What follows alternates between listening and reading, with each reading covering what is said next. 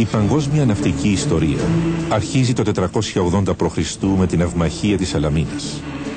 Ο Ενωμένος Ελληνικός Στόλος κατορθώνει να νικήσει τους υπεράριθμους Πέρσες, ελευθερώνοντας την Ελλάδα, χαρίζοντας νέα πνοή ζωής στον πολιτισμό της και σώζοντας την Ευρώπη από την ασιατική βαρβαρότητα, με ό,τι αυτό συνεπάγεται για την ανθρώπινη προσωπικότητα, για την ελευθερία, για τη δημοκρατία, για τον πολιτισμό γενικότερα.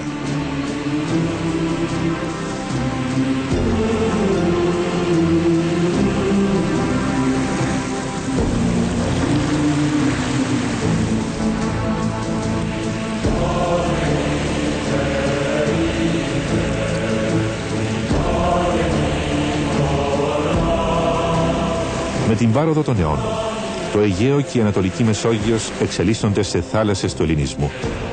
Το εμπόριο και οι πολιτιστικές συναλλαγές ακμάζουν. Νέοι θαλάσσιοι δρόμοι ανοίγονται για τους Έλληνες και με την ελληνιστική περίοδο ο πολιτισμός εξαπλώνεται μέσω της ανεπτυγμένης ναυτιλίας. Ακολουθούν τα χρόνια του Βυζαντίου, τις θαλάσσιες αυτοκρατορίες, τις οποίες η υπεροχή στηριζόταν στα πλοία της.